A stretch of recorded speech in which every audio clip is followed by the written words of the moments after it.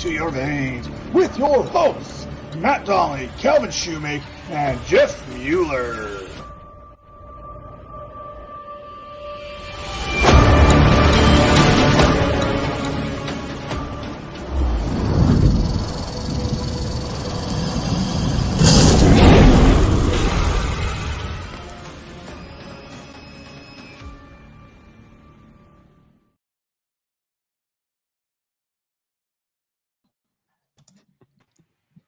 Welcome to the Dynasty Vipers ViperCast. This is episode 42, and we have one of the few greats out there ready to do a little bit of Mardi Gras bead throwing. He's looking to see a little extra something special from Calvin and Hobby. We got Jeff Haseley with us. Did I say that properly, or did I screw that up? No, man, it's fine. I go by Haseley. It doesn't matter. Either one. Well, as we know, we PFF kind of threw something out there. Our partner in crime, Jeff, kind of threw back out there. We don't fact check here, much like PFF. We don't do any fact check on our end of things, so we just kind of let it roll. You say it confidently and just like, act like you know what you're talking about. Just we let it roll. Yeah, no, thanks for having me on. That was quite the intro there. That was impressive. I like that. Yeah, I totally screwed that up. I completely botched that up, trying to bring people in, and all of a sudden I couldn't hit the go live, wasn't going live, and it was just a mess. But hey, like Kelvin said, if you do something confidently enough, even if you're screwing up, if you're doing it with confidence, people will buy into what you're doing. So that's kind of the motto here. Throw them off some little hand gestures, a little misdirection, and you're all set here. That's kind of Dingus 101 for strategy on podcasting. So for all you kids watching, the hand is quicker than the eye. But we've got some interesting news coming out here, and we've heard some rumors involving your Carolina Panthers here about possibly selling the farm for one, Deshaun Watson. What do you make out of all that, Jeff? We know you're a huge Panthers fan, so got to hear it. Well, I mean, there's a lot of different factors at play, right? You're looking at if you're going to trade for Deshaun Watson, the analysts are saying that it's going to take 3 first-round picks to get it done, and that's just a start. I mean, there might be some other things as well thrown in. But now there's talk about, well, what happens if Carolina trades Christian McCaffrey in that deal as well? Maybe McCaffrey and the 8th pick in this draft. Could that get it done? If not, what else is needed? And who would benefit from that? Who would be on the winning end of that trade if Carolina traded their 8th overall pick and McCaffrey for Deshaun Watson? Is that enough? What else is needed? So, I mean, there's that talk. And I don't know if Carolina is really serious about trading Christian McCaffrey. I don't really see that. He's kind of the face of the franchise right now. So I don't necessarily buy into that. However, because it's news, we're talking about it. And, that's we have no football right now. So now we're looking at draft, we're looking at free agency, and we're looking at crazy trade possibilities. But, as far as Watson goes, I mean, there's a lot of pros and there's a lot of cons. The cons is the cost. How much would it take to get him? As I just mentioned, the draft picks. You also have to take a look at his injury history too. Here's a guy who's had 2 ACL injuries. He's 25 years old and he hasn't missed a game, or he's only missed 1 game in the last 3 years. But he's got 2 ACL injuries, a back injury. What else? Wrist, I think.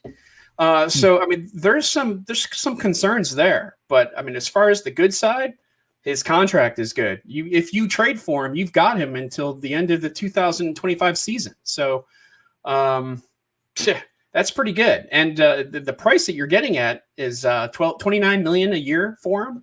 I mean, you've got other quarterbacks. Carson Wentz is one. Jared Goff is another is more than that. So, I mean, he's a good value at $29 million. And Carolina wouldn't have to pay for the signing bonus. That's already done. So that's all done and out. And there's no dead cap money that way. So there's some reasons to target Watson, and then there's also reasons not to. Another reason not to is because if you give up all those picks, then you're not going to have those players that you would have had for those picks. And Carolina is not really that. They don't have a whole lot of cap space, although they just released K'Wan Short, which gave them another $9 million, I believe. So now they're up to 20. What are they? 24, 23 million, something like that, under the cap. So it's possible, but this is just all rumors right now. There's nothing really cemented into a possibility of him definitely coming to Carolina. It's just all talk right now.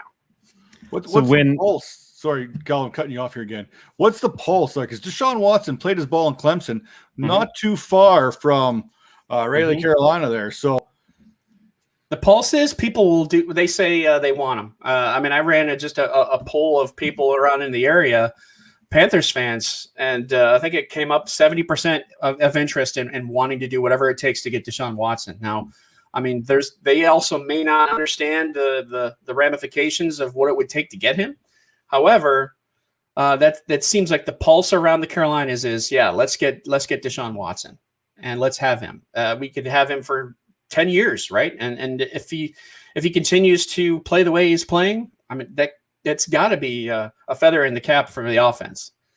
And defense be damned, we'll figure that out. But the majority of the Panthers fans, I believe, want Deshaun Watson if they can get it done. So, Jeff, you say defense be damned in that. And I know we talked a little bit about this, when we covered the Panthers last week. And again, appreciate you coming back on. Matt finally gave me a chance to speak here. I appreciate that.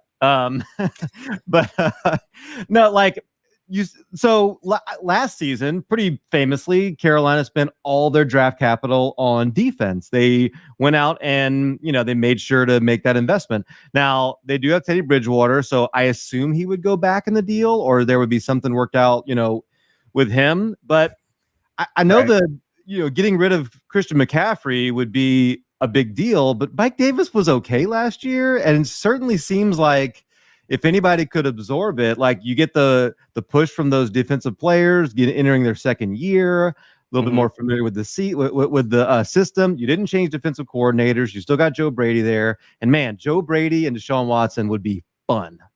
Yeah, no, absolutely. It would. And if they did go to the route of Mike Davis, they would have to sign him because he's a free agent this year too, right? So that's another thought, but I guess we'll cross that bridge when we get to it. Then that's all has to do with McCaffrey. Defense is the biggest issue. I think they've got Brian Burns is a really strong edge rusher. They've got to find some sort of a middle linebacker who can just be a not only good in coverage but just good against the run as well. They just released K'Wan Short, so they're short on the interior defensive defensive line. So they've got some issues in some areas that need to be filled, and some of those I think are going to be filled in free agency.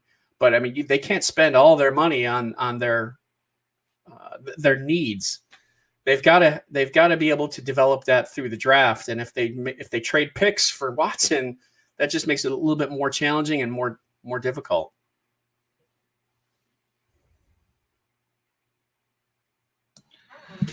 Yeah, well, I don't see them, even if they have all those draft picks, they're not going to invest it all on defense again, are they?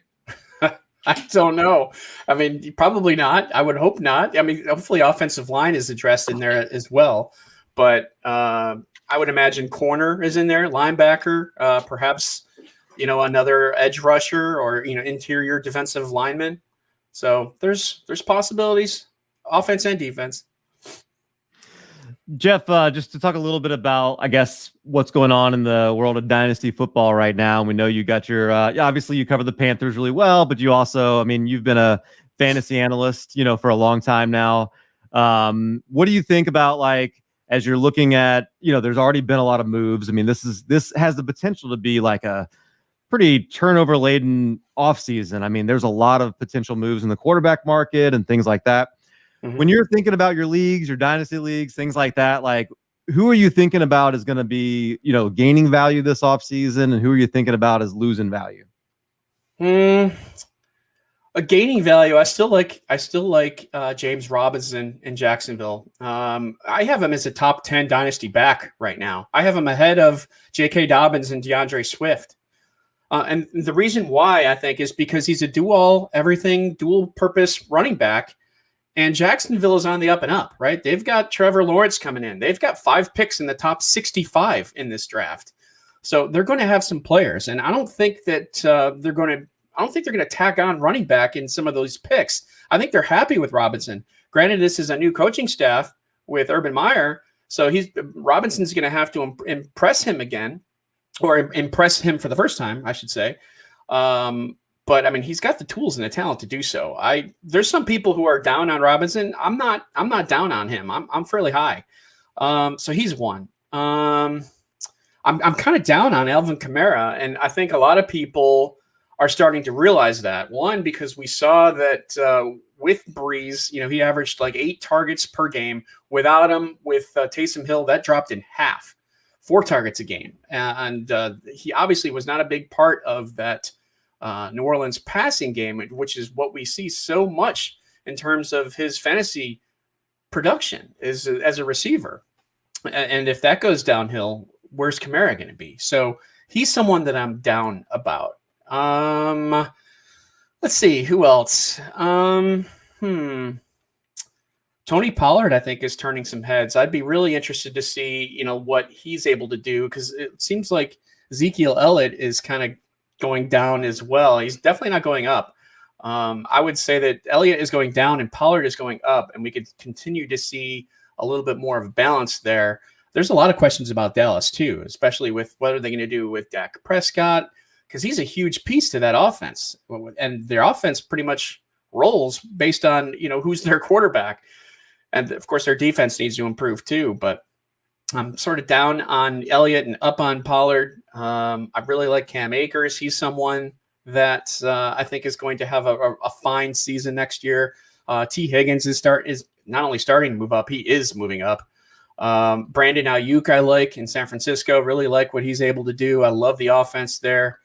I'm really curious to see who's going to get Devontae Smith as a rookie. I think he's going to be, and Jamar Chase. Both of those two I think can be real strong their rookie year. You could throw Rashad Bateman in there as well. And even Jalen Waddle. I would put Waddle a little bit lower, though. And Waddle and Bateman are kind of like hand in hand a little bit, in my opinion, in terms of rankings. I've seen drafts where one goes higher than the other, and then it's the opposite. So, I'm also interested in Rondale Moore, Kadarius Toney, just to talk about rookies here. But, yeah, I mean, those are some of the players. I'm sorry to keep rambling, but those are some of the players that I'm either interested or I'm kind of fading as the offseason kind of approaches. And we just finished the Super Bowl. So, I mean, this is going to be old news in a couple months, right? And everything's going to be all new, and we can talk as things happen and as they occur. And we do that, especially in fantasy, especially in Dynasty. It seems like things change from week to week, even day to day, it seems, especially as we get closer to more changes that's going to happen with free agency, with the draft. And we could have 18, 19 different quarterback changes, starting next year, of quarterbacks who might have played last year, but now they're with a different team. So yeah, it's crazy, and we're just getting started. I love how you touched on the rookie class there. I'm a huge Jalen Waddle guy. He's my wide receiver 1, but the class is so good. I'm not going to argue anyone for having Devonta Smith at number 1 or Jamar Chase at number 1. I think those guys are very interchangeable, and depending on what you're looking for, because Jamar Chase offers you something that Smith and Waddle don't necessarily offer you. Waddle offers you all kinds of explosiveness. Like, you watch his film before his injury, teams like Georgia were actually rolling their coverage over to Waddle's side rather than to Smith's side the first 4 games of this season before he went down with injury, just to kind of tell you where Waddle is as a player. No knock on Devonta Smith. I got him at number 2, and I got Chase at 3. And I love Rondale Moore is going to be a fantastic. Him, Elijah Moore, and those kind of guys are fantastic fits for Green Bay or the Chiefs or these type of offenses that can really get these players involved. Kind of in that Randall Cobb coming out of Kentucky kind of feel. Especially Elijah Moore. I get a really Randall Cobb feel about him. So I think this year is going to be a fantastic year in the draft evaluation going forward because there's so many good players available. I don't think you can really be wrong on too many of them. Yeah, it's definitely going to be interesting as we approach rookie drafts in Dynasty, and that's the fun part about Dynasty is rookie drafts can be any time between literally now and right before the season. But I mean, where players are going to go, who they're placed with, what coach is going to be able to work with them, the offense that they're going to fit into. That's such a huge piece. It's almost difficult to look at mock drafts even before free agency occurs, because then you still don't really know what each team's going to do. Once free agency hits, you kind of get a little bit more of an idea. Okay, yeah, so they didn't target running back in free agency. They're probably going to get one in the draft, or along those lines, right? Philadelphia, right? Is Philadelphia going to take another wide receiver? After screwing up, not being able to get Justin Jefferson last year, and maybe settling for Jalen Reagor. Are they going to go after Jamar Chase or potentially Devonta Smith? We'll find out. I'm of the notion of I like to watch the world burn. I would love the Eagles to draft a quarterback in the first round, because that would just make my day right there.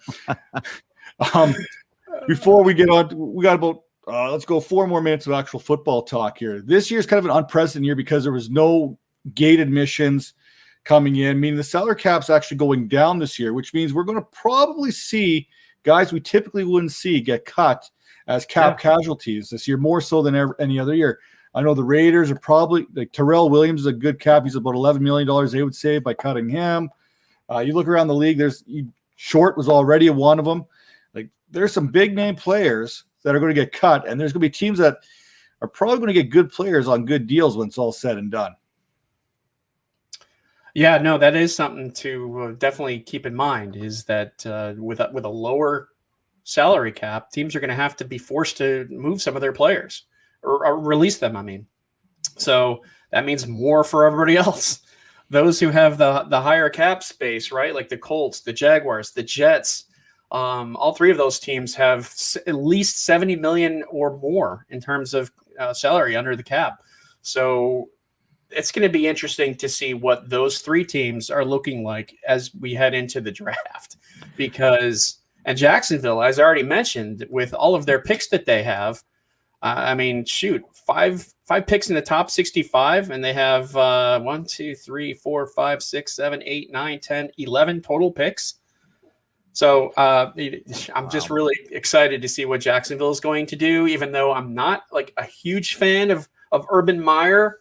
And I don't want to see necessarily, I don't want to see him fall on his face, but I'm concerned that it might happen.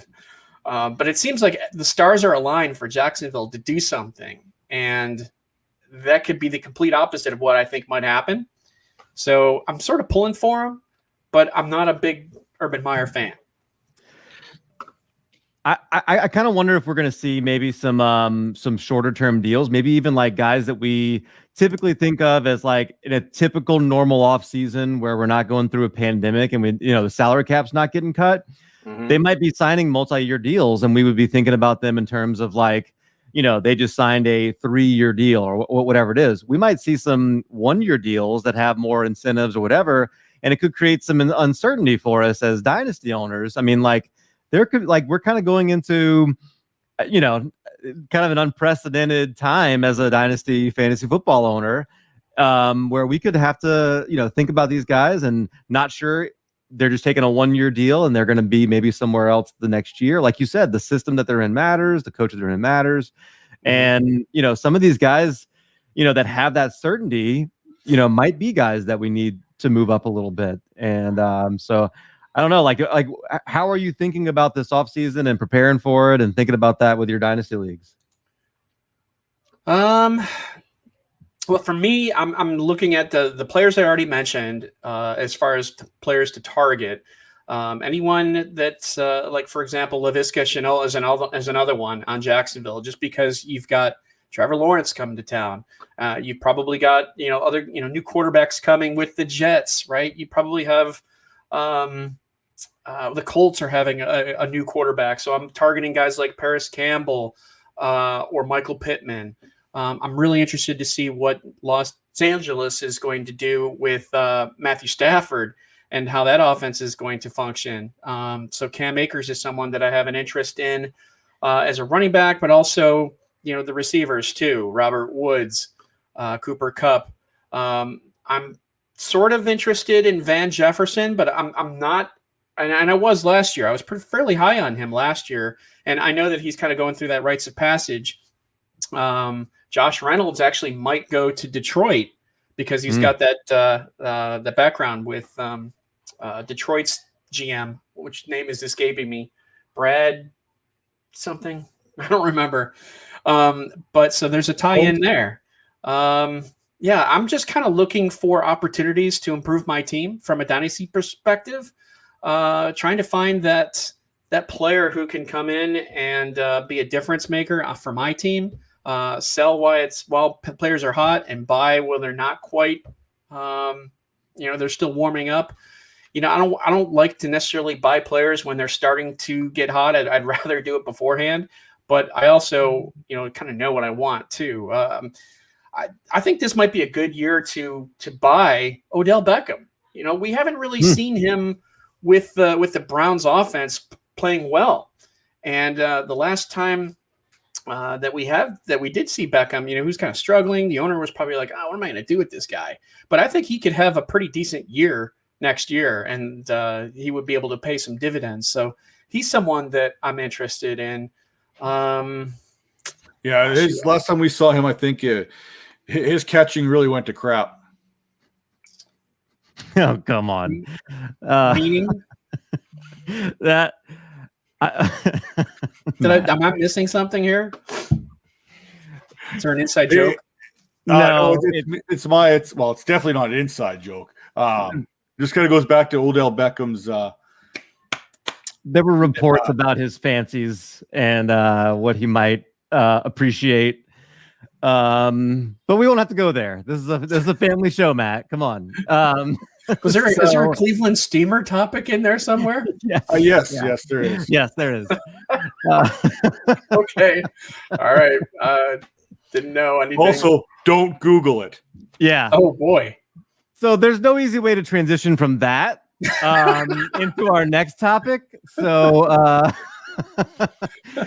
so I'll just go in and hey, we're going to totally change topics. And this is something I've been asking all of our guests. I'm creating a playlist for all of this. And what I want you to picture is you're either a closer in baseball or you're a professional wrestler, let's say, and it's about to be your time to either go into the ring or go down to the mound. You're coming out and the music hits.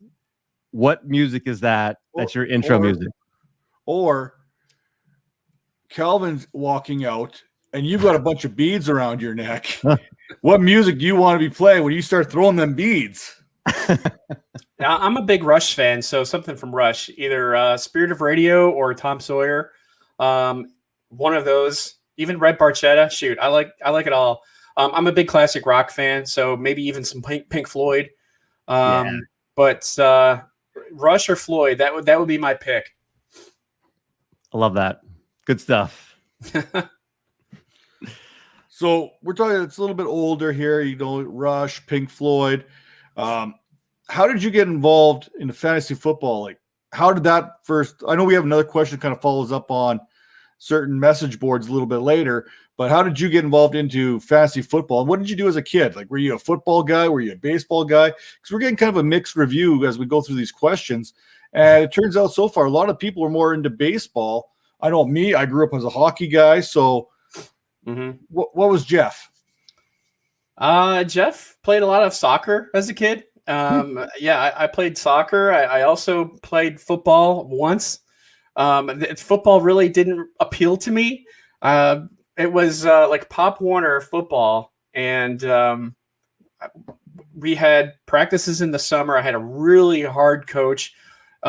Strength and conditioning was paramount, was so important. And here I am, I don't know, what am I, 11, 10, something like that, right? Playing football. It was 3 weeks before we even touched a football. where we're just running around and then became running around in pads. And I'm like, when are we going to play football? Where's this football? And, of course, football, the NFL versus Pop Warner is, that you get a carry and 5 yards of dust in Pop Warner pretty much. Whereas, in the NFL, you've got your wide receivers making great plays. Of course, you got to have a good quarterback in Pop Warner football in order to have a good receiver, right? And it wasn't necessarily for me because it was just a lot of hard work and effort that I'm like, God, we haven't even touched a football yet. I don't even know if I'm really into this. So, plus I was a soccer player and I really appreciate soccer. And in order to play football, I had to give up soccer. And, I thought, you know what? I don't want to give up soccer. I'm going to stick with soccer. I don't want to give up soccer. I want to go back. And that's exactly what happened. So I quit football, so to speak. And without even touching a football in practice, if you can believe that. But football is my love. As a kid, I would watch football on TV. I was a Bills fan growing up, but of course, back then it was, Monday Night Football was the big thing. I remember having a black and white TV. This is going to tell you how old I am. I had a black and white TV in my bedroom as a kid. I'm talking like 7, 8, 9 years old. And I had it so I could watch the Monday Night Football for like the first quarter. And so it started at 9:00 Eastern time. And, at 9:30, I had to turn off the TV. That was just kind of my introduction to watching as much football as I could, because back then you had one channel two channels of football, right? You had CBS and you had NBC, I think maybe at the time. That was before Fox. And so you get one afternoon game, and then you get the early game, and then you get the 4:00 game, and then you'd have Monday Night Football. There was no Thursday Night Football. There was no Sunday Night Football. So that just kind of became my interest. And we had season tickets to the Buffalo Bills as a kid. And, so I grew up liking them. That's going back into the Joe Ferguson and Joe Cribbs and Jerry Butler era. If you can go back that far, if you can recall that. Once they got Jim Kelly and Thurman Thomas and Bruce Smith and Andre Reed and Darryl Talley, that whole group and Marv Levy, the heydays of the Bills when they made it to 4 straight Super Bowls. That was like my prime for watching football. I was in college. Yeah, I graduated high school and went to college, and that was kind of around the time when the Bills became popular with their first Super Bowl in 1990. So yeah, I still have a rug burn on my knee from when Steve Christie missed the kick. Or no, sorry, excuse me. Scott Norwood missed the kick against the Giants in that Super Bowl. Wide right, exactly. Mm-hmm.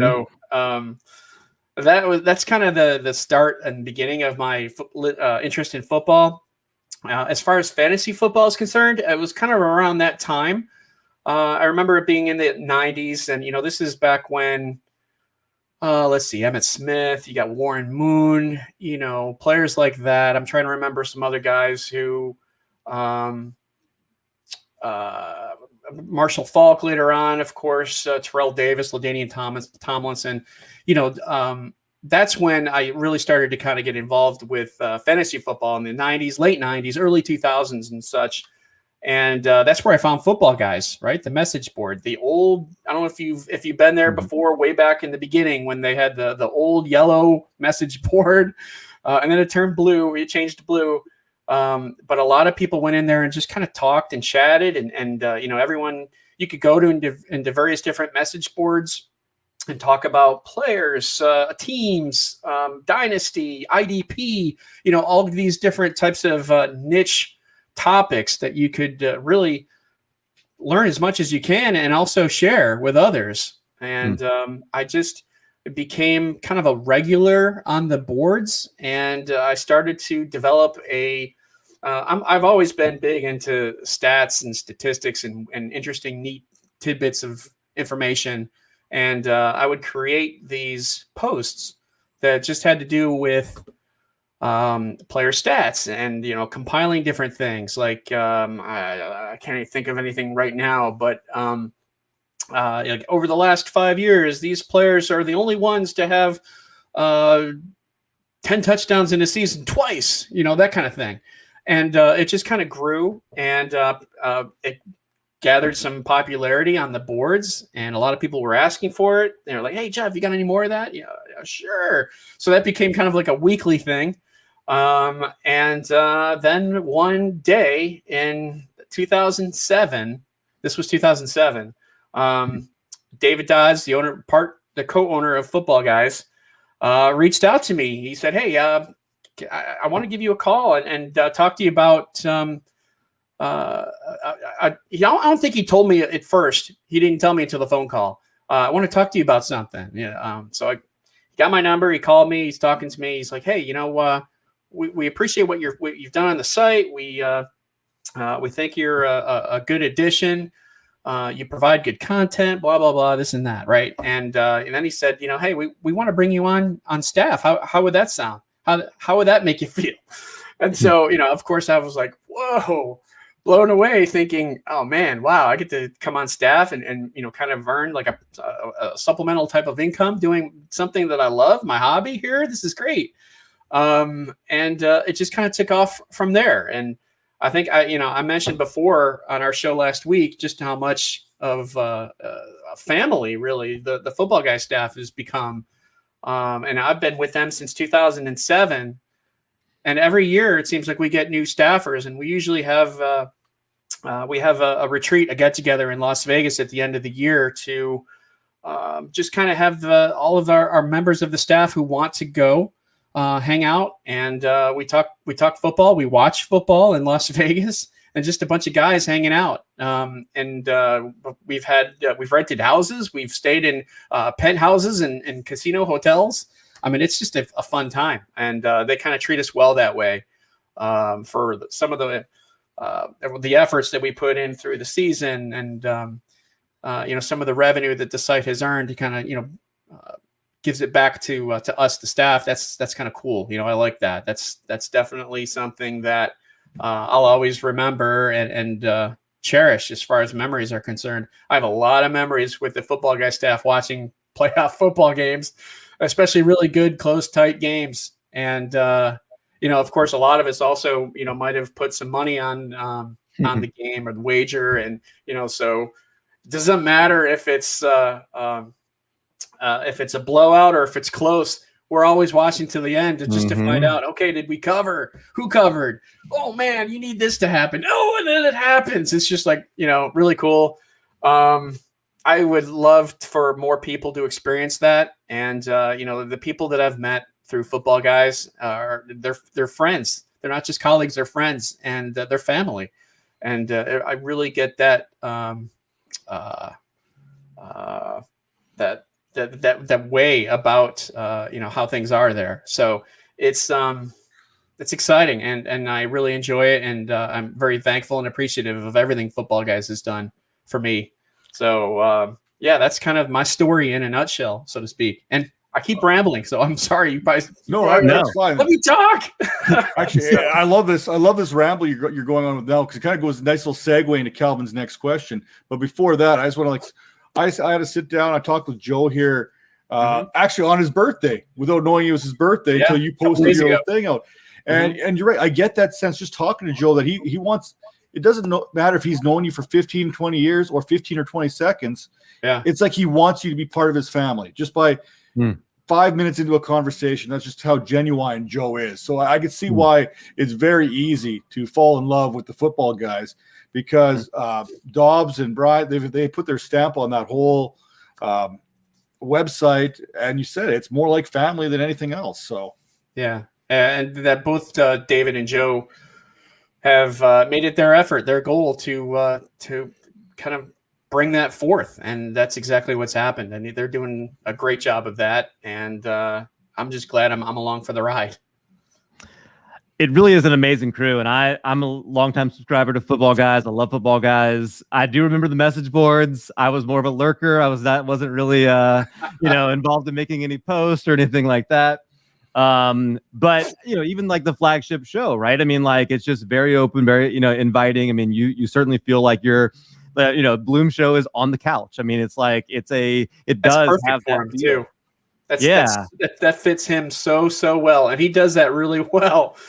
He just has that background, that mystique, that hey, come here, sit on the couch, tell us a little bit about yourself. Just his way. He talks like that. So it's obviously a very talented group. But I want to just talk about maybe some other potential talents that they have. We've got the combine coming up here. And, like we've all seen Rich Eisen running the 40. We've all seen, some people trying to do things like that. If the football guys staff went through the combine, who would be the standout? Oh, wow. Like who would be the athlete? He would be the one scouts we're all talking about at the end. Like, man, did you see how athletic he was? Did you see his 40 time? Did you see his bench press? Whatever it is. Oh man, I don't know. We're probably a bunch of let's see. What's a good way to describe it? Oh wait, what's that? Couch potatoes? My wife from the corner. Yeah, we're a bunch of couch potatoes. No, I would say, let's see, who is the most athletic football guy? That's probably our guy in shoot, I don't know. Maybe it is him. I don't know. Dave Larkin, who is one of our football guys from Ireland. He is. I can see him doing well in the 3-cone drill. But we've got some height and some size. Jeff Tiller is, he's pretty tall. John Lee, Austin Lee as well. Cecil Lammy probably could get something done. Plus, he's going to be familiar with the drills. I feel like I feel like the bench press would be his thing, right? I mean, like he just seems like the kind of guy who would be strong. Yeah.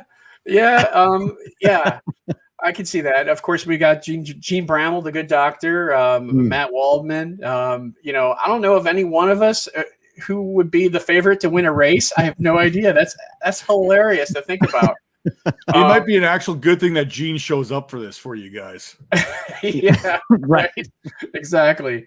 But shoot, I don't know. That's funny just to think about it.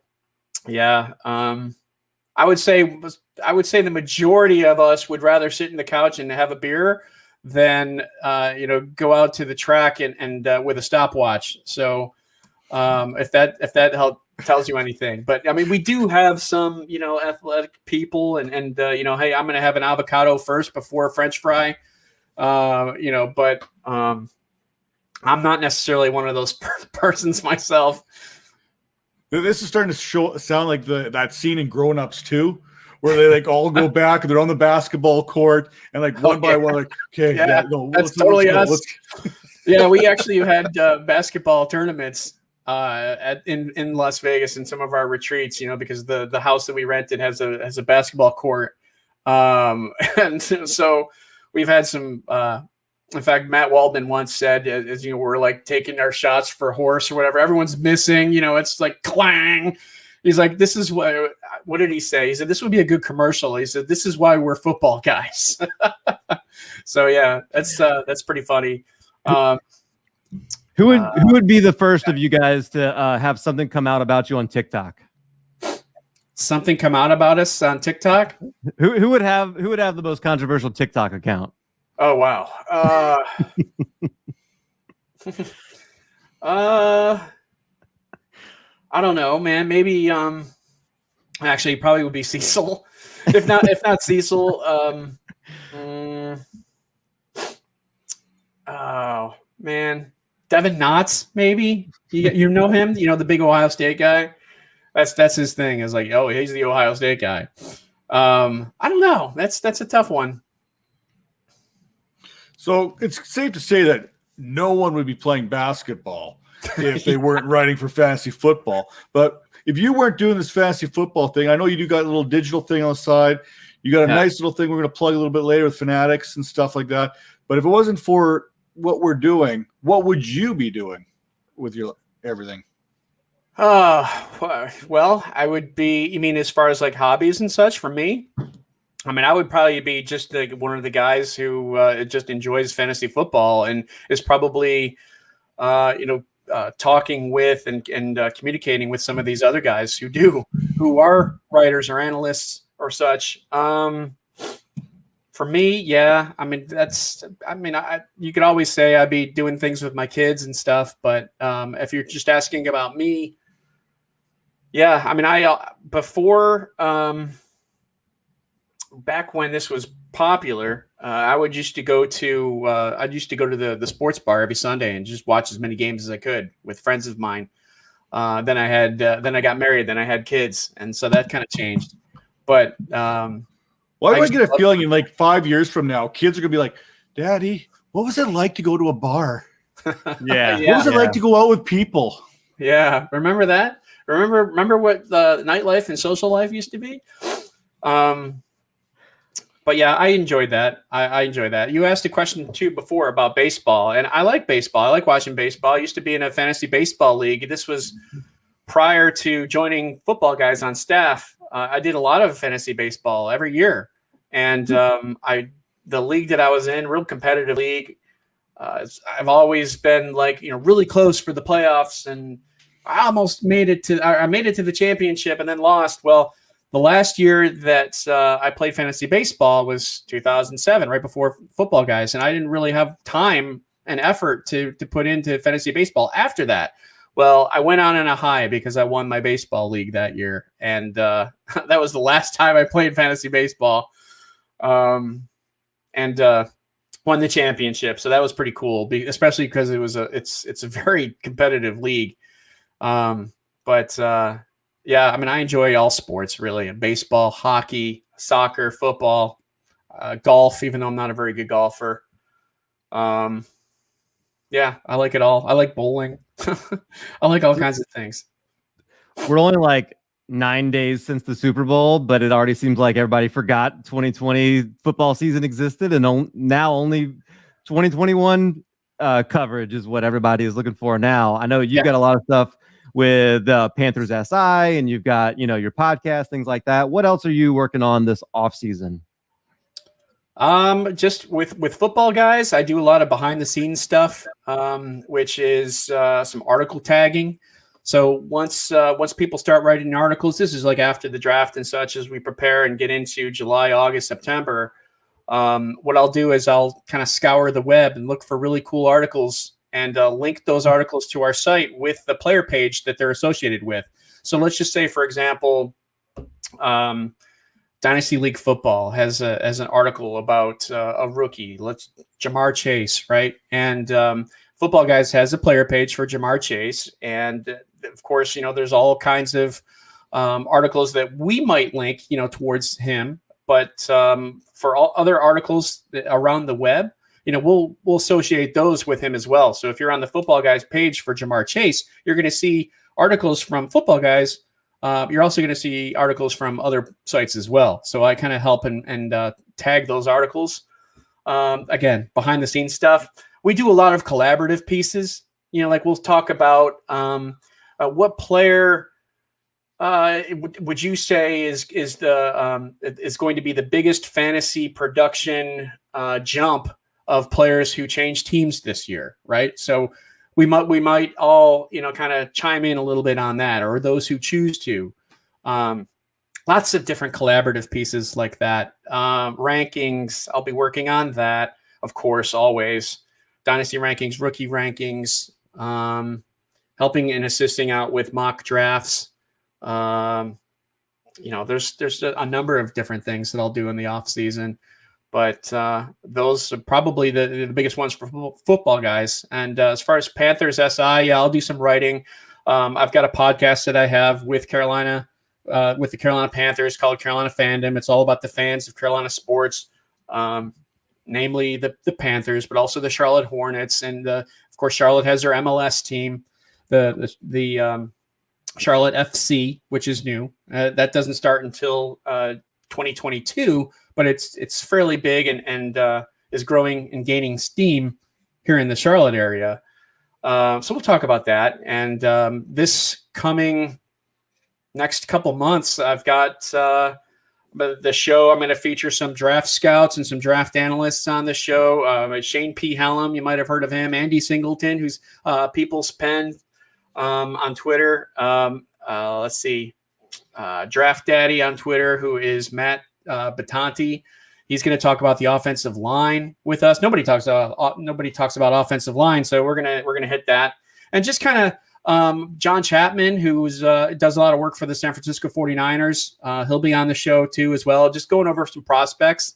And I especially and I'm looking forward to having some of these draft scouts on so we can ask them some questions, not only just about what do you do as a scout, right?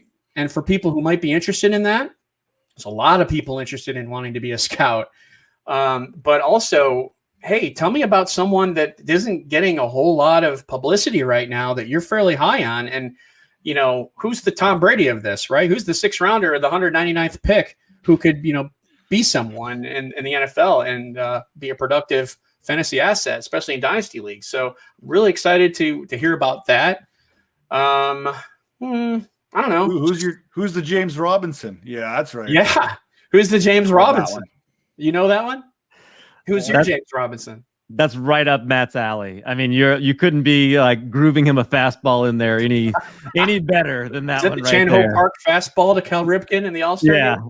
Little Sheffield action there. Sheffield action, yeah. Yeah. Yeah, no, James Robinson was my guy from before the draft even kicked off there. I was all over the Illinois State thing because I was catching with Marshawn Copperchair a couple of years ago. I kind of noticed that. I was like, oh, man, I got into the whole Illinois. Once you start going down that rabbit hole of small schools, there's no coming out. There's no coming out because it's just the stories they have are so – how did these James Robinson – should have been a top player in a Power 5 school, but somehow ended up in Illinois State. So trying to figure out how that all happened is kind of fun to do, right? So, yeah, no, that's cool. So, do you have the next James Robinson? I'm working on a couple here right now. Yeah, I got a couple up the sleeve here. So. Okay, all right. Sounds like you'll keep that a secret for now, which is fine. I wasn't really turned on to James Robinson until Leonard Fournette was released. So, I mean, I barely even really knew his name. To be honest. And then I started to realize, and it was, I was listening to the NFL Network and who was it that was on there that was talking about him? It was someone from Jacksonville. Oh man, was it? It might've been Fournette. No, man, it couldn't have been Fournette. Anyway, someone was on NFL Network talking about this guy who's been the talk of training camp and the talk of preseason, and he's going to turn some heads. And I'm like, oh, wow. All right. I'm gonna have to do some work on this. I'm gonna have to try and figure out who that was. And thankfully, I was able to get him in a couple different areas and a couple different dynasty teams.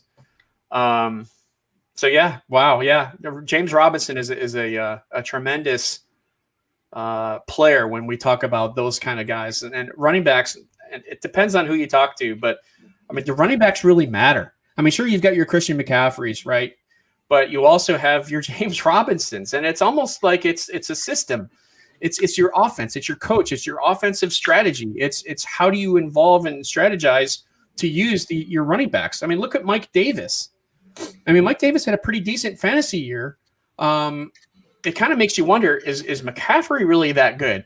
What would happen if McCaffrey went to Houston, right? Like we just talked about, right? The trade possibility, or some other team that's not necessarily, has a strong offense. They're more defensive oriented. How would McCaffrey do there? I mean, I love McCaffrey. I know that he was the best wide receiver, or the best receiver at the combine in was it 2017? And it was painfully obvious that McCaffrey was not only a good running back but also a darn good receiver. And I'm just thankful that Carolina scooped him up and was able to get him. We'll see what they do with their number 8 pick this time. I think McCaffrey was an 8th pick. Went after Fournette went ahead of him as the running backs. You never really see top 10 running backs anymore. No. So it's kind of interesting to see that. But well, we got to see if they hold on to that number 8 pick. What's that? We got to see if they hold on to that number 8 pick. There's no guarantee they hold on to that yet. Yeah, that's true. They could either move up or move down. I mean, who knows? Who knows? That's the fun. That's the fun of it all is, is the game, right? Is the strategies involved with drafting and trading. Yeah. So we've touched base on the football guys a few times here throughout the show. Who are some of the people you look for advice, not only in fantasy football and stuff, but in life itself? Life itself, advice. My wife, I guess. I mean, she's a huge piece. She is incredibly smart and talented, and I like to surround myself with people who are smarter and more aware of. She has street smarts, I should say, right? And I could definitely see myself turning to her for various different things. In addition to that, I don't know, friends, other people on the football guys staff that I'm close to. Jeff Tiller is one. Yeah, he's really great in Dynasty, but he's just a good person overall in general. Gosh, I don't know. Lots of people. Yeah. Yeah. And you probably get like, I don't know, 1,000 start sit questions, or should I trade this guy for this guy type questions, things like that. But you have your own teams too. And I know, like, I feel like 1,000 times better giving someone else advice sometimes than my own teams. Yeah. Who, when you're thinking about a trade or you're thinking about making a move of some kind like that, who's your go-to guy? Who do you ask, hey, should I make this move? I like to talk to Ryan McDowell about that. Jeff Tiller's another one. Daniel Simpkins, another one. He's on the football guy staff as well. Really smart, knowledgeable Dynasty people. And, I might have an opinion about a certain angle of a trade or which side would be beneficial. I'll also ask Twitter too, and I'll say, hey, I want to just kind of take your temperature on this trade possibility, even though it's not real, or sometimes they are. Hey, what do you think of this offer? Do I need to add more? And the results of that poll will kind of give me that answer. But yeah, I definitely, there's definitely some people that I will turn to when it comes to Dynasty, like the ones I already mentioned. I think I like to be able to do that, right? Because we all don't have the answers, and it's always good to get an opinion from other people, especially people that you respect. So I'm all for that. Yeah. What would be, I guess, you mentioned going around like to the look for articles to link for football guys, things like that. For anybody who is like a newer writer, somebody who is producing content like that, what's some advice you might have for someone who's producing content, who would want to have a guy like you look at it and think like, oh, that's a good article, I'd like to link it? I would say, is there any chance, sorry there, Jeff, is there any chance that you would link a Taysom Hill article to your website? Yeah, I'm sure there will be.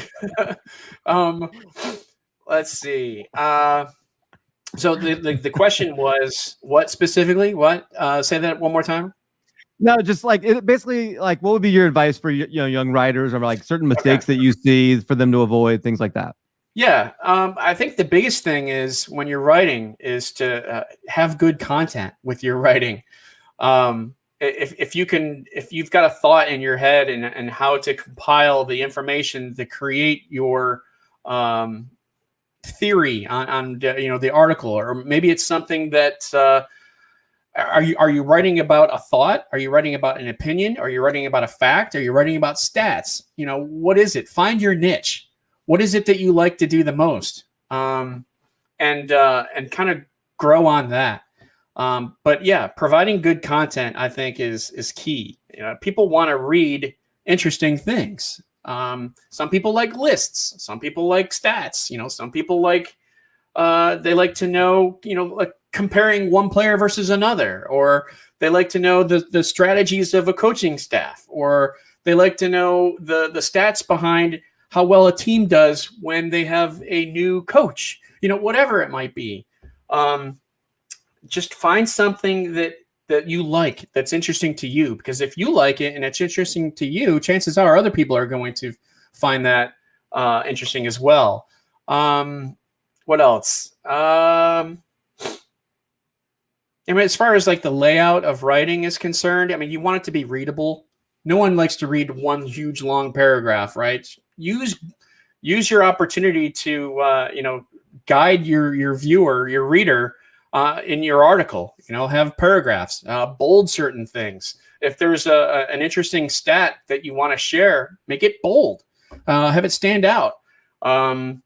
Just make things a little bit more easier to read. And I think that goes a long way. I mean, I remember seeing some articles that, it's literally just a paragraph long and it's a long paragraph, right? And you're like, oh, wow.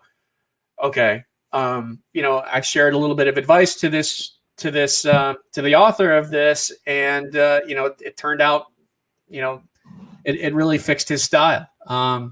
So that's something. So you are familiar with Matt's writing then, is you're saying? Yeah, you got to break it up, man. You got to break it up. I do break it up though. I put commas in it. It's like one long sentence for like 200.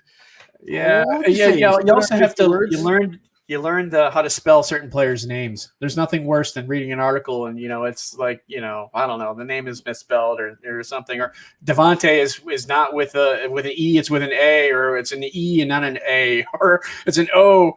I mean, there's like 7 ways to spell Devontae. And you want to make sure that you have all of that. It's little things like that. I think they all make a difference, but it also helps to share your article with others too. And Twitter could be a nice little, place to do this as well. But yeah, I mean, gaining, people on Twitter or social media that, respect you and appreciate your work. I think if you are a friend to others, they'll be a friend to you. Right. So if you're helping someone else to, kind of get their article out or share more views with that on that article, or helping somebody out, chances are that person then is going to come back and do the same for you. So there's a lot of I'll scratch your back, you scratch mine that you can benefit from, not only in Twitter, but just social media in general. Shoot, I don't know. That's a lot. We talked about a lot of coverage there. Yeah, we summed it up in one nice paragraph. Let's see here. Come on, that's a perfect segue. That's a good closing line. That was pretty good. That was good. And it's like, and nothing. Jeff's like looking at me all serious. You're like, Matt, on mute. I'm like, you said you're from Canada, right? Yes, I did. Where from Canada are you from? I'm from it's called Medicine Hat. It's about 2.5 hours south of Calgary, Alberta. Oh, wow. Okay. Oh, yeah. So have you had your share of ice fishing? Yeah, we've got our ice fishing going on here. Like I was saying at the top of the show there, we've hit about minus 45 a couple times in the last couple of weeks. So wow. And that's Fahrenheit. It doesn't matter Celsius or Fahrenheit. minus 40 is minus 40. Yeah. Oh, basically every Canadian stereotype. Like, yes, he's the nicest person in the world. Yes, he's driven a Zamboni. Like, yes, he's done ice fishing. All of those things. Actually, Jeff, you might appreciate this. So I think it was 2008. 8 or 11, I'm not 100% sure. Remember the outdoor game that was in Calgary, Alberta? Yes. The NHL has an outdoor game. I put the ice in. Oh, all right. Hey, look at that. I was a member of the team that put the ice in there. So, yeah, I've literally, like you said, I have my lumberjack jackets. They're upstairs. You know what I mean? I drink maple syrup with everything. You name the stereotype, I hit it. Drank it. You just drank it right out of the bottle, eh? And you just got to go to town. Who's your hockey team? Is it Calgary? No, it's actually the Montreal Canadiens. Okay. So, all right. My dad grew up a Leafs fan, so I had to be a Canadiens fan because, you have to do the opposite of your father. That's kind of how this all works in life. Yeah. So, yeah, that's how that all got started there. But fair enough. No, we got. I still write. I throw the words A-E-H into my writing. Every once in a while, you'll see the words "a boot" in my writing. So, hey, speaking of hockey, we've got a hockey player on the Football Guy staff, James Brimacombe, and he's originally from Canada, lives in Utah now, but and he does just wonders with our best ball coverage. He does so much best ball. That's his thing. But yeah, he's a big hockey player, so he likes to play hockey. We'll talk hockey with him. So it's fun. Who else likes hockey a lot? Aaron Rudnicki. He's kind of a little bit behind the scenes. Doesn't do a lot of Twitter, but man, that guy knows his sports. Shoot, I love talking hockey. I'm a Sabres fan myself, and there's not a lot of hockey in South Carolina. I mean, you've got your Carolina Hurricanes, which is great. I never really could get on board that bandwagon. I as much as I want to, and I like the team. I like the fans. I was always a Sabres fan, and they probably lost tonight, man. They're just struggling. But see, I'm old school, and Carolina, the Hurricanes, no matter how much you try and do it, they're always going to be the Hartford Whalers to me. Yeah, you know, right. I still remember the Hartford Whalers and the old Cooper roll pants. You know, that's when they had like pants. They wore pants on the ice instead of the shorts, so to speak, right? Yeah. The Cooper rolls, fantastic. One of the greatest inventions ever, by the way. It goes great with the Jofa helmets. But, you know, even Colorado, they'll always be the Quebec Nordique to me, right? Yeah, true. Dallas Stars will always be the Minnesota North Stars. Right. And no matter how you cut it and say it, that's who it's always going to be. So for me, Carolina will always be Hartford. I remember when they moved from Hartford to Carolina, the guy at the rink actually moved with the team and like lived in his trailer outside of Carolina's facility. Hey, you know, if we keep talking about hockey, you're going to have to put NHL and hockey as a keyword in your YouTube SEO. Oh, man, I'm not smart enough to figure all that out yet. I'm trying to figure that SEO, We're not there whatever. Yeah, it's not there. I'm actually surprised there's still someone watching, to be honest with you. Oh, man. As soon as we start talking hockey, I was waiting for that number to go like negative something. Right. So. It's like ESPN. What's hockey? Right. And you're watching the Dynasty Vipers Ocho channel. Yeah. Next up, darts, followed by padded fat man hacky sack and rake fighting. Matt, have you done curling before? I have actually. Yep. Oh, I am a man with a broom. Now, if I tried to curl, I ain't getting back up. That's it's plain and simple. It ain't happening. But yeah, it was actually part of our school curriculum for phys ed. We had actually took curling and fencing. By the way, yeah, I had actually stopped fencing because apparently I wasn't doing it properly. Apparently, giving me a sharp object to stab other kids with is not a good idea. Who would have thought that? What about you, man? Can you talk about like biting off the head of an alligator or whatever they're called down there? Crawfish? Yeah, well, I mean, yes, I can. It's actually sucking the head of a crawfish and eating the tail. Man, have you done that before? Oh yeah. Oh gosh. As a kid, that's just like inbred. Like you go to a crawfish. Oh, it's boil. inbred, all right. Yeah. That is some weird things. That's coming from a Canadian, man. I ain't sucking on no fish. Look, it's don't knock it till you try it. It's actually really good. But no, like you guys are talking about hockey, and like, you know, I'm from New Orleans, so we've never even seen ice hardly. You know what I mean? Like it's just there's no hockey. Like I really missed out because I wish I had a favorite hockey team. I wish I had kind of adopted one growing up, but like, you know, nobody in my family liked hockey. My only experience with hockey was like rollerblades in like the rollerblade rink. They would have like these little like makeshift hockey. Roller they started derby? making a thing for a while. Did New Orleans have a roller derby team? It was back in the basically 1980s ESPN. Yes. That's funny because one of my good friends, so I've had the privilege of working in a junior hockey facility, the WHL, CHL. It's the next step before the NHL. It's kind of like college football. And a good friend of mine, he's much younger than I am. He actually grew up in Long Beach, played roller hockey, and made his way up to playing ice hockey. And he still skates like that with the bow-legged kind of approach. But he actually played in the NHL with the Ducks, with the Rangers. And I want to say there's the Ducks, the Rangers. There might have been one other team, but he actually went all the way to the show. But he started off as a roller hockey player, too. All right, so who's this player? That's Emerson Edom. Emerson. Okay. Can't say I know him. Sorry, Emerson. Shoot. Yeah, what else? I do remember going as a kid, going with BB guns, which did nothing to these animals at all. So don't go to my mentions about this. But we would shoot BB guns at alligators. We would go out like in the swampier areas, and we like even if they flinched for a second. Usually they didn't. Even if they flinched for a second, we would take off. Like we were, I don't know, probably 8-9 years old. Can't believe like our parents let us do that. I would never, but that's just, you grow up around, it's a different world down here. Yeah, no, I'm sure it is. Shoot, how long have you been a Saints fan? Whole life. I mean, I remember bag on the head bag fan, on the or head. not quite that. Who? Bag on the head fan with the Aints? Oh yeah, with the Aints. I remember as a kid, Bobby Hebert used to come to the little Sunday brunch place, like during the off season, where we would go after church, and he would come in there and shake everybody's hands, and just magnanimous guy, maybe the most charismatic guy I've ever seen.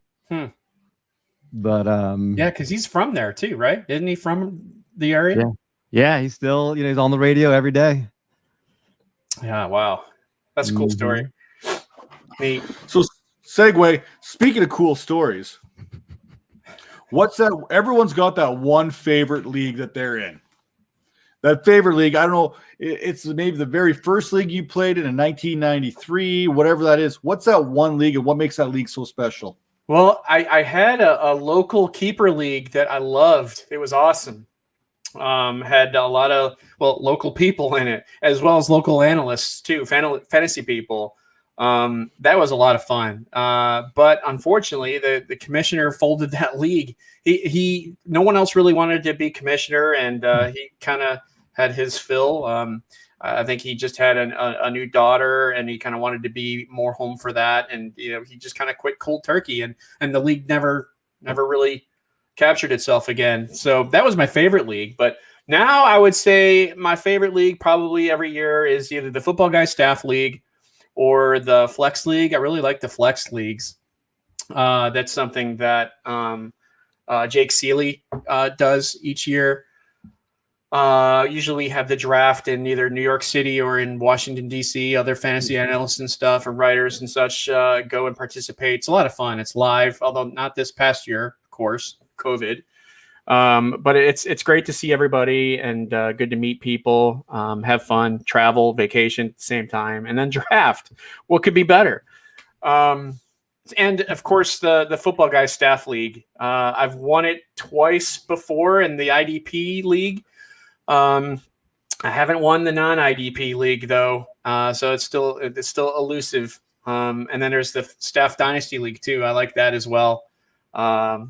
Gosh, I don't know. I'm not in a whole lot of leagues. I mean, there's people who are in like a lot of leagues. That's not me. I'm kind of like 8-9 leagues. That's kind of like my my end point. I don't like to have to every week just go through. Okay, when's my waivers due this week for this? For this league. Who do I need to pick up here? And there's just so much work, effort, time, blood, sweat, tears that goes into that. And I don't know how many times. I don't know how many times this year I started players who weren't even playing. I had 42 leagues on the go, and I know every week there's at least 2 teams that had a player not even in the lineup in my roster still. You set that lineup on Tuesday and you hope for the best. You know what I mean? I got one of these leagues too. Bob Lung invited me into the Kings Classic here last year. I'm familiar with that. Obviously, we didn't get to go to Canton to do the draft. Mm-hmm. Super stoked to get some of those minds, like you said, going there, networking, meeting these people, and then just make drafting football with these guys. That's going to be something special in itself. Do you have any crazy stories about your home league draft that are just like, you know what, how is that even possible? I had one league where the commissioner was arrested midway through the season, and we could not get the league fees back. Oh, no. When you see MFL go crazy stories, or Scott Fish tells these, one of those stories was literally our league where the commissioner ended up in jail for whatever reason, and we could not get the money out of safe leagues. It was crazy. That sounds like an episode from the league.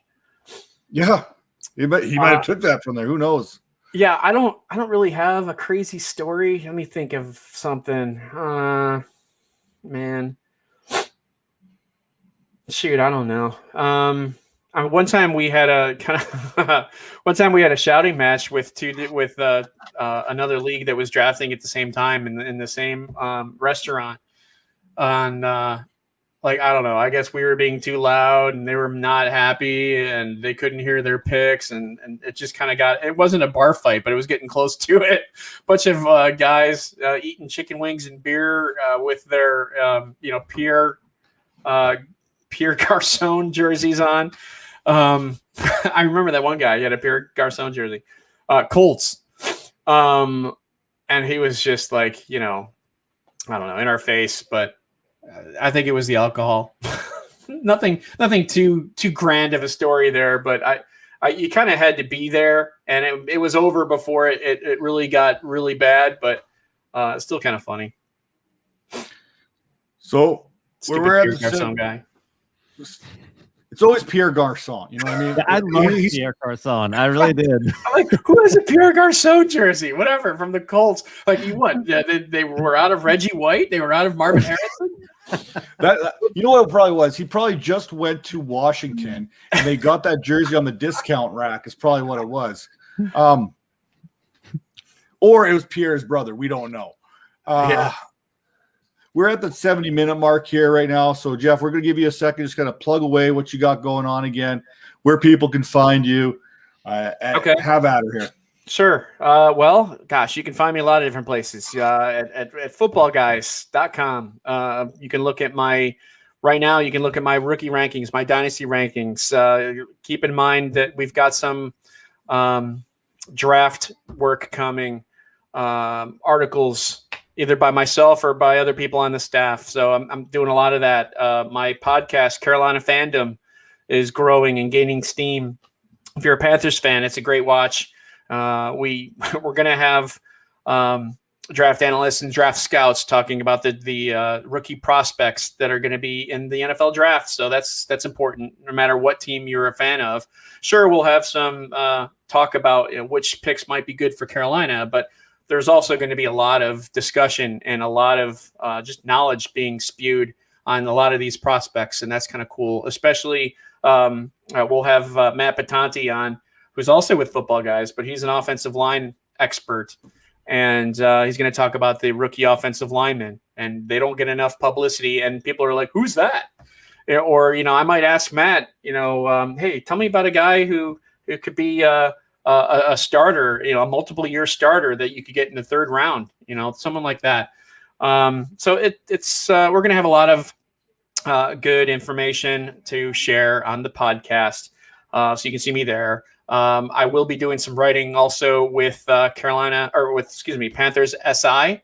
I've already written an article for them all about the pros and cons of whether or not Carolina should trade for Deshaun Watson, which was our headlining topic to begin the show here. So check that out.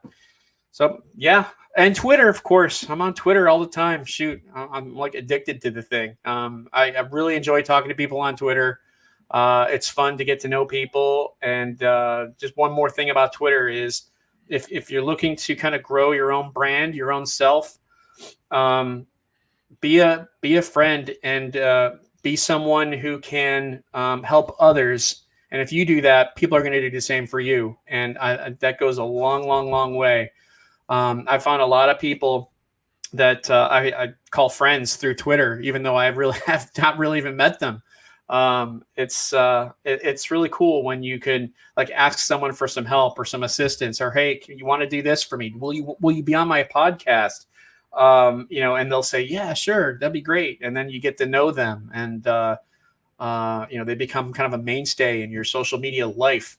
So do that. Get as many people as you can on your side, and I think you'll go far, and you'll start to see more fun and more involvement on Twitter for sure.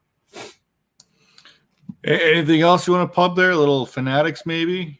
Oh, that's well, that's still kind of a work in progress. Nothing to see here. Nothing to see here. Yeah, no. It's I just can't say anything official yet. So, but yeah, as far as my graphic design career, that's something that I didn't even mention. That's something that is something that I started early 2020 as a career change. So I've only been doing that for a year. And so far, it's kind of taken me to some places that I didn't think it would this early, but definitely something I have interest in. I like writing, I like writing football articles and such, but I also like to design logos and, help out in that way. So yeah, that's an area that I have an interest in. That's a passion of mine. So I enjoy that as well. And there's a whole niche of designers, especially in the fantasy football community. There's a lot of us like that. And it's also good to communicate with others for sure. Yeah, Bob Gilchrist is one of those. He was in the comments here, so shout out to Bob. He does a great job. He put our background. That's that back there behind you. The snake eyes behind you. And did he do the motion at the beginning too? That whole that's sharp. Oh that's no, really cool. So the video, if you're referring to the video, the video is Mike is Finero.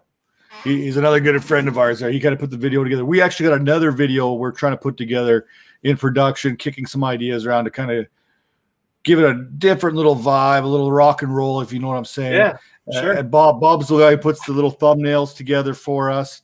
That image that we rock off the get-go, all our promotional stuff on the YouTube, on the Twitter, any kind of picture that you see with anything that we put out there is Bob Gilchrist. So graphics guys, unsung heroes when it comes to fantasy football. Really, they can make you look professional. Yeah, there's a lot, and there's a lot of talented people, and I just kind of hope to be in that same sentence someday, or at least kind of doing my own niche. So I enjoy that a lot. Well, like I said, we're hitting about the 75-minute mark here. Jeff, we want to thank you for coming on. It's been a pleasure. You mentioned about being nice to each other and getting friends in your corner. I felt you were really talking to me on that because this actually started, funny enough, by you putting out a follow train kind of thing out there. Oh, yeah. And all of a sudden, I was following you, you followed me, and I was like, you know what? I'm just going to slide on into his DMs. I slid into your DMs. Hey, you want to do the show? And you're like, absolutely, let's do this. Yeah. And then you did the Team Spotlight series, which Calvin's going to talk about here in a second.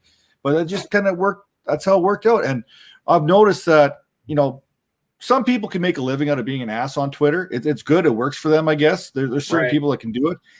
It ain't for me. It ain't my style. But, all the power to you. But I've met – it's that old saying that you catch more bees with honey than you do vinegar, so to speak, right? So that's for Calvin. That seems like something from down south that you might say.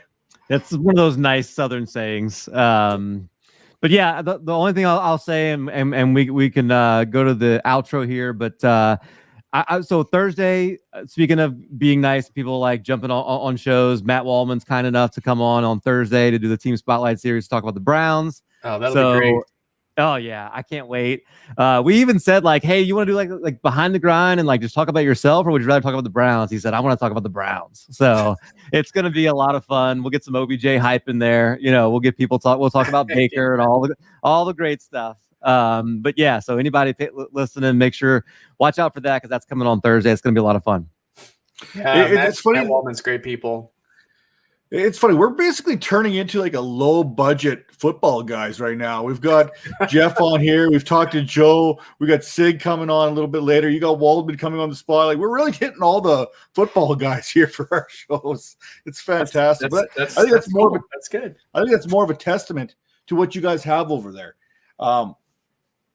Yes, you guys got that name brand going on. Football Guys is a huge brand. You guys are all terrific people. Everyone knows all the football guys. But on the flip side, every time we've asked someone to do a show, every one of you guys have been, yeah, absolutely, let's do this. Let's set something up.